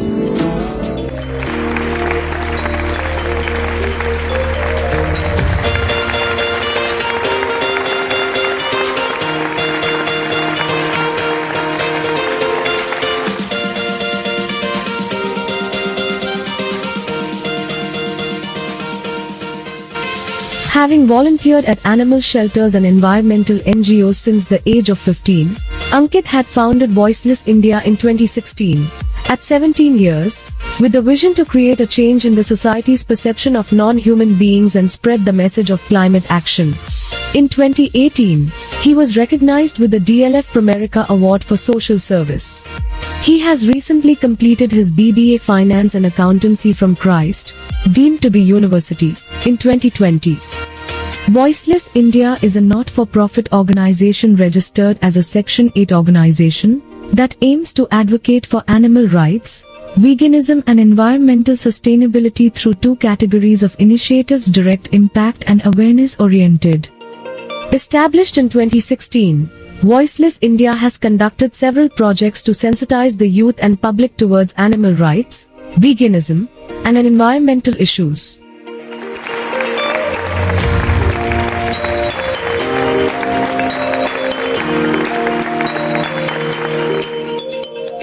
Sumedha Saxena is an animal rights activist who works as an organizer of the Dehradun Animal Save Movement, which is part of an international organization, Animal Save Movement. It conducts street activism, workshops, online activism to make people aware of climate change and animal cruelty. She also has a group called Helping Humans in Delhi that holds dynamic and enthusiastic people who work tirelessly for animals day and night. Usually, it rescues the animals in accidents. From taking the animal to the hospital to fostering and feeding, the medical expenses. She is not only doing this as her profession but feels and lives for the cause. She says, "This is my little contribution towards my planet, and I am looking forward to doing more from my end." Humans cannot ignore the existence of animals and carry on our lives. To live peaceful lives, humans should learn to live in coexistence with animals.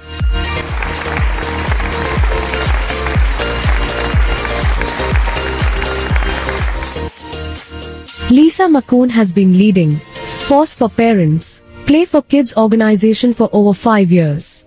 This organization was founded in 2014 in response to caregivers of children with disabilities needing a break. Being a caregiver of children with disabilities, any person can give extra hours, leaving their personal life aside. The Pause was developed as a grassroots initiative to provide a low-cost, sustainable, and safe way for families to receive rest so children could have better outcomes. Children are invited to participate in games and activities that build their confidence and celebrate their abilities. Instead of prizes, children are given affirmation stickers to remind them of the qualities that make them unique and a blessing to our world. In March of 2020, in response to COVID-19, Pause recalibrated to offer virtual rest, support, connection, and fun to the families. Though it was a challenge for the team, they managed virtually through Zoom and Facebook.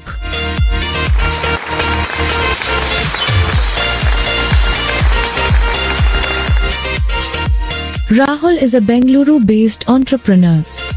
Loving the Migrant Worker is an online-offline volunteering initiative to help migrant workers. Each group focuses on helping migrants by giving them food to eat, transport if they want to go home and dry provisions to sustain them if they choose to remain, and medical care. WhatsApp groups had to be developed to accommodate volunteers from various parts of the country. Through WhatsApp posts, information about migrant workers in need is shared, and volunteers in the same coordinates reach and provide essentials. This information sharing often cuts across state borders. Harnessing the interstate reach, the group provides food to migrant workers traveling back home by government-run special trains or by buses, reaching them at halting points.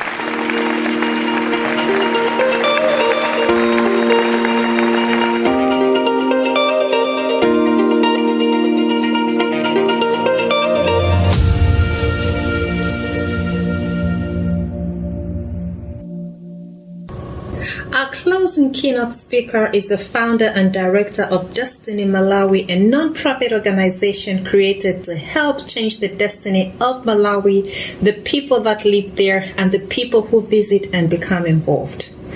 This dedicated man works tirelessly along with other Destiny Malawi volunteers and non-profit groups in the area to help improve the lives of the nearly 40,000 people who have fled from war-torn countries to settle in the Dzaleka refugee camp. This Destiny Malawi founder and director believes in focusing on intellectual, physical, and spiritual growth to help inspire and empower Malawian children, youth, and adults to envision their own respective destinies. Please join me in welcoming Mr. Bruce Sigmund as our closing keynote speaker for today. My Dream to Change the World by Bruce Sigmund. I first want to thank you for having me as a keynote speaker. It's a joy and a pleasure to share with you some of the journey that I've been on in my life. Thank you for joining me. What an appropriate conference for the day and time that we live in. If there was ever a good time to dream, it is now. People all over the world are giving up their dreams and are experiencing nightmares. This is a time to offer people hope. Let's be the people that bring hope. Thank you for the sponsors and organizers of this conference, for all the work and effort that's gone into it. If we get a couple of world-changing dreamers out of this conference, it'll be worth it. I would like to share my story because it's a story of a dream that's being fulfilled before my eyes. I believe all of us dream, but so many of us lose hope along the way. History is filled with dreamers who want to change the world. Joseph in the Old Testament in the Bible had amazing dreams of how he was going to rule over his family and how they would bow down to him.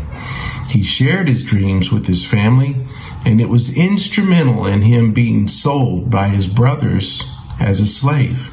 He endured years of jail, false accusations, and servitude until finally he was able to accomplish his dreams. Ironically, it was the hardships that helped shape him into becoming the servant leader that he became when he finally was the #1 man behind Pharaoh. And the very brothers that sold him as a slave were the ones that were saved by him. Joseph didn't get bitter, he got better through his hardships. I was quite a rebel and a rascal as a teenager. I started drinking and getting drunk at age 13. I wanted people to like me, and I thought that was how I would impress them. Of course, that didn't work, and it only left me looking for other things to fill my empty life. Shortly before my 16th birthday, I had an encounter with God that left me changed. I realized that He loved me and I was no longer the same person. I completely changed. I too began to love people and began to look for ways to serve them and help them. I got involved in a ministry while at my university, Louisiana Tech University. It was during this time that I began to feel God pulling me towards international service and ministering to the poor. Mother Teresa and others like her were such an inspiration to me. If I could just do something like they were doing, I was on a path to missionary service and fulfilling my dream. And then I met a young lady at Louisiana Tech that I fell in love with. She dreamed like me, and I was in love. There was one problem, though. She was black. And it was in the mid-1980s where there were not any interracial relationships like this in my community. My church leadership also didn't like the relationship, and they gave me a chance to either break it off with her or break it off with them. I chose her because of the faith that I had in God. Have you ever had the wind knocked out of your stomach? Have you ever lost a dream? Well, you're not alone. I was completely knocked out, and I didn't know what to do. Professional ministry had become my dream, and now it was shattered. I began to regroup, got married, and went back to school. I got an MBA in marketing at Louisiana Tech, and then my wife and I began to have babies. Wonderful babies, sometimes 2 at a time. We had 6 babies in 10 years. You know, it's hard to change the world when all you're doing is changing diapers. Although my dream had died, it was a wonderful life. I was teaching marketing at Grambling State University, and we were teaching our children at home.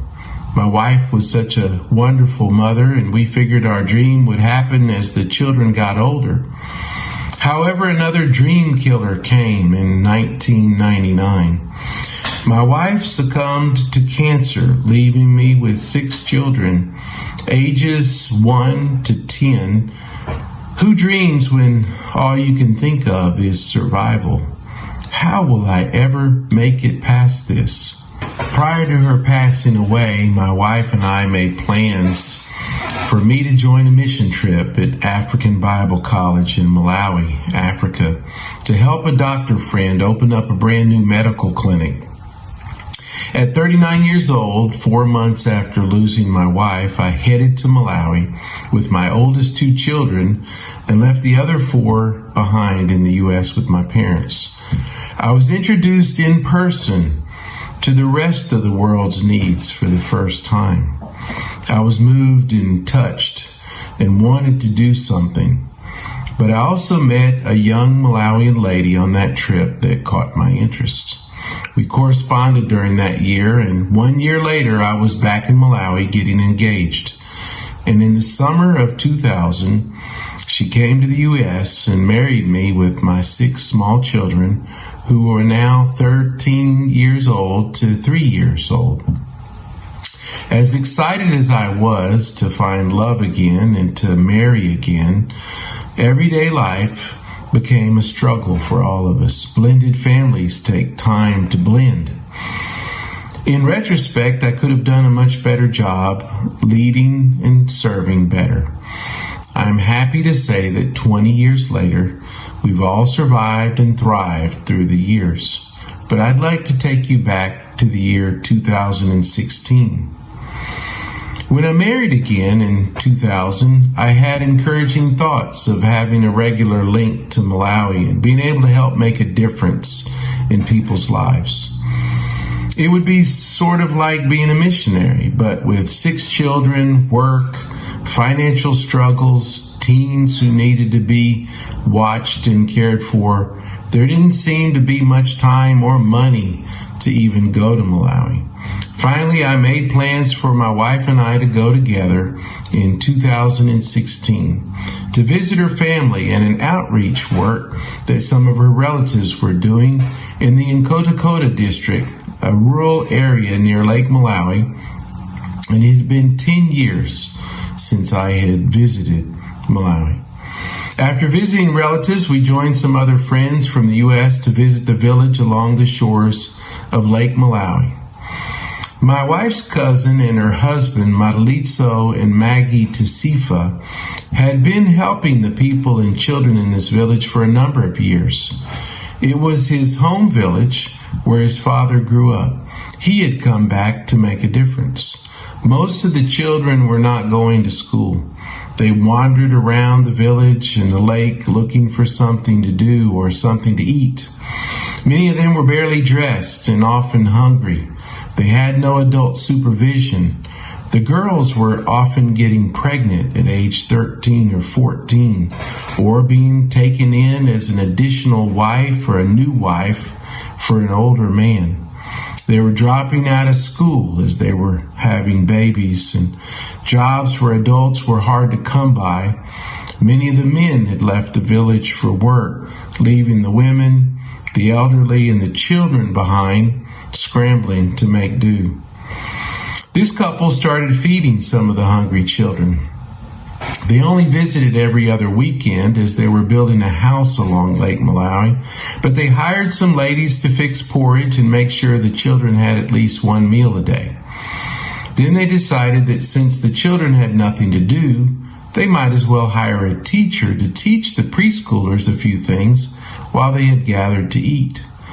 They built 2 basic primitive classrooms for the children to learn as the number of children increased. That July of 2016, I was able to see what Malawians were doing to help Malawians. I saw the results of this couple spending their own money and time trying to solve problems that were happening in their own neighborhood. They had started a preschool, and they were even having graduations for the children. We were fortunate enough to participate in a graduation that year. They were doing all they could do. It was like I had an invitation from God to join them. So although I had not been to Malawi in 10 years, I said I would be back the next year with a team of people to help.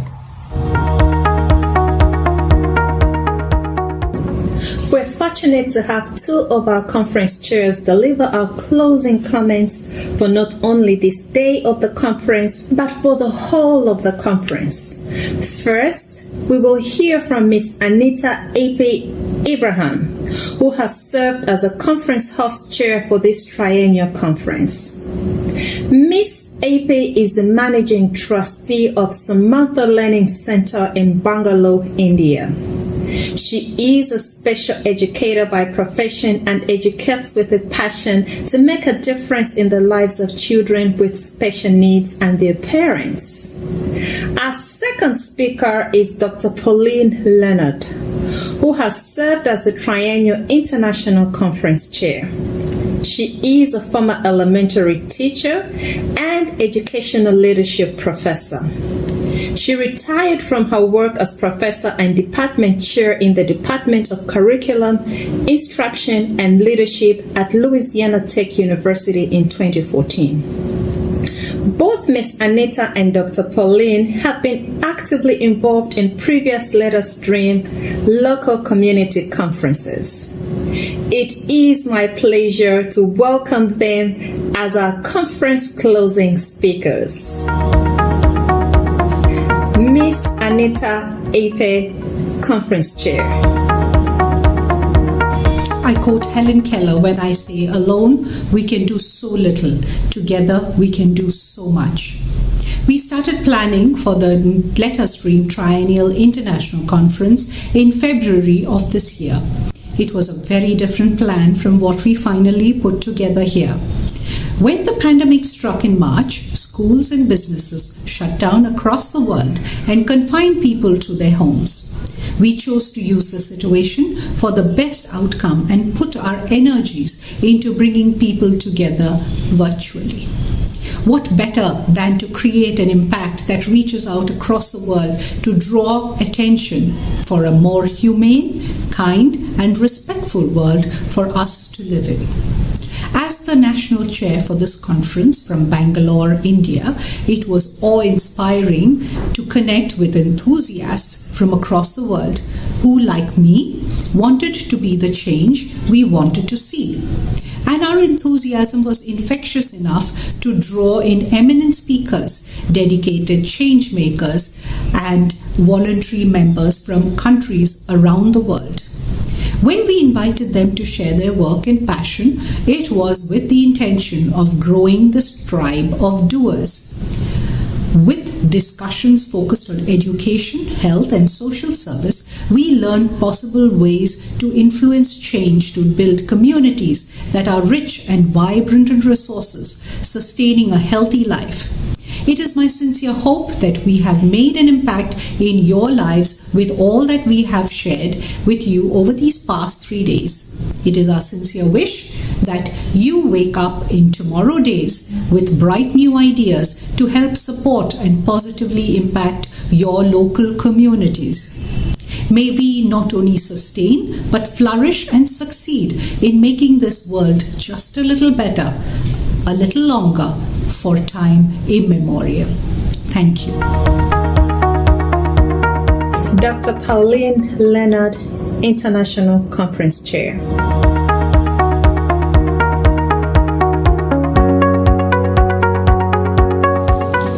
Hi, everybody. I'd like to take a couple of minutes to conclude the Let Us Dream 2020 Triennial International Conference with just a few thoughts. It has been an exciting 3 days of impassioned presentations, provocative panel discussions, and beautiful music. Our presenters have inspired us to commit or recommit to examine the needs of our respective communities and engaging in collaborative action to meet those needs. Before we say our final goodbye, at least until next time we meet, either virtually or in person, I would like to say a few heartfelt thank yous. First, our deepest gratitude goes out to the international slate of conference presenters, unsung heroes, musicians, and MCs who have given so generously of their time and expertise to enable us to deliver this complimentary conference to you. Secondly, this event could not have happened without the help of the 100 plus volunteers who served on the many conference planning committees, all of whom share with Father Lijo the dream of empowered communities. And finally, a big shout out to you for joining us. Could there have been a better time to come together virtually than during this COVID pandemic? We are all experiencing this global crisis that has further uncovered the far-reaching education, health, and social inequities within our communities. I truly feel we have created a time and space for discussing these current and ongoing challenges.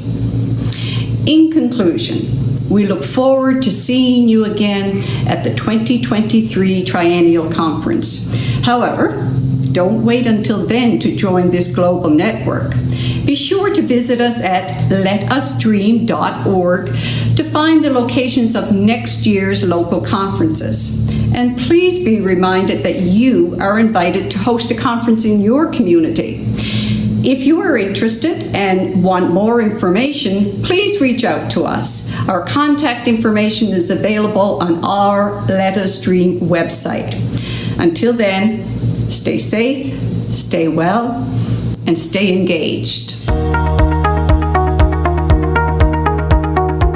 Our final session of the day is a musical delight. It features an ensemble of entertaining and talented musicians performing together from different locations around the world. This inspirational ensemble was coordinated by the Dreams Band.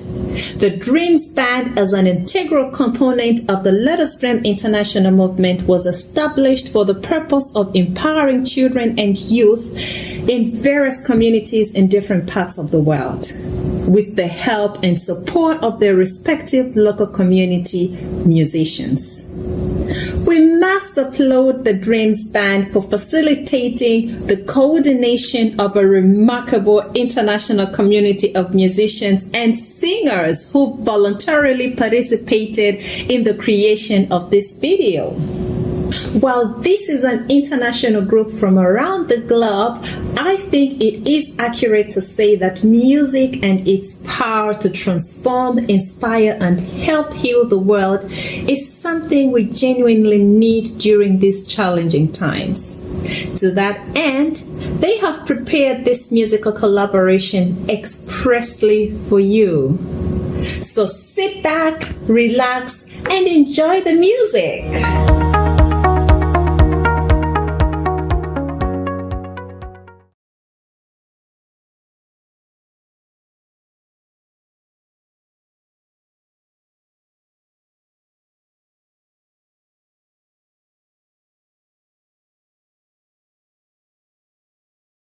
I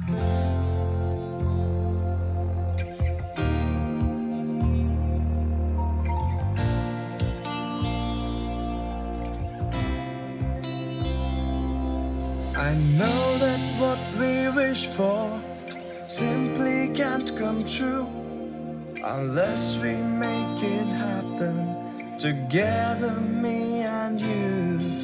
A wish remains a wish, a dream is still a dream, until we take some action and make reality. We are a choir of your children, singing our request. We know that a billion voices strong, and we'll inherit what you've left. So let us breathe on this beautiful earth we'll call home. When we've grown, so let us breathe in a world with a place for everyone under the same sun.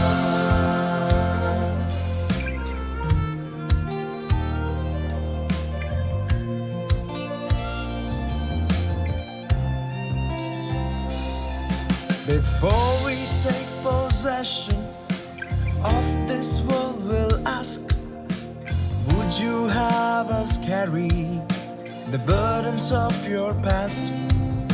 We do believe you love us, so please do all you can to give us hope that we can breathe and live upon this land. We are a choir of your children, and we will do our best with all the things that we've been given and all the things that we've been left. So let us breathe on this beautiful earth we'll call home. When we've grown, so let us breathe in a world with a place for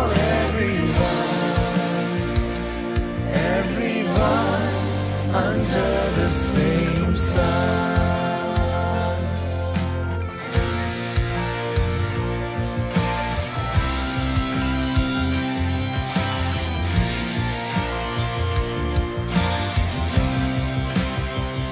So let us breathe on this beautiful earth we'll call home.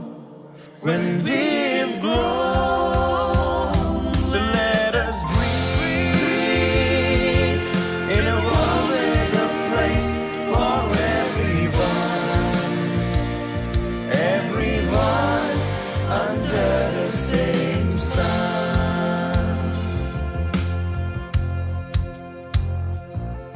I know that what we wish for simply can't come true unless we make it happen together, me and you.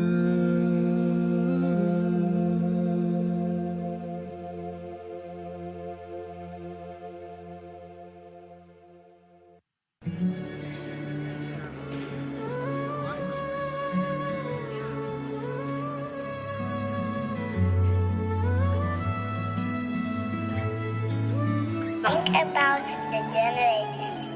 We want to make it a better place for our children and our children's children, so that they know it's a better world for them. I think they can make it a better place.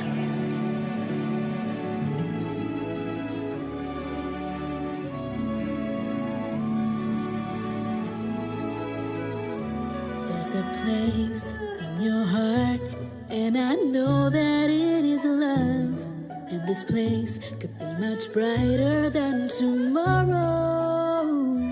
And if you really try, you find there's no need to cry. In this place, you feel there's no hurt or sorrow. There are ways to get there if you care enough for the living. Make a little space, make a better place.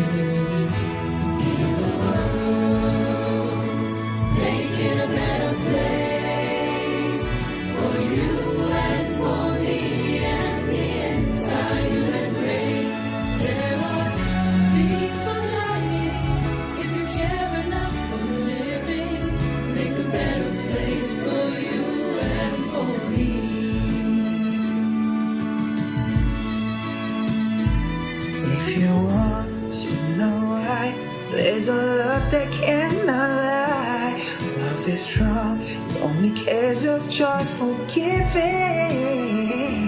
If we try, we shall see. In this bliss we cannot feel. Fear of dread, we stop existing and start living. Then it feels that always love's enough for us growing. So make a better world. Make a better world. Make it a better place for you and for me and the entire human race. There are people dying. If you care enough for living, make a better place for you and for me. And the dream we were conceived in will reveal a joyful face. In the world we once believed in will shine again in grace. And why do we keep strangling life with this earth crucified soul? Though it's plain to see this world is heavenly, be God's glory. Fly so high, let our spirits never die. In my heart, I feel you are all my brothers. Create a world with no fear. Together we'll cry happy tears. See the nations turn their swords into bloodshed. We could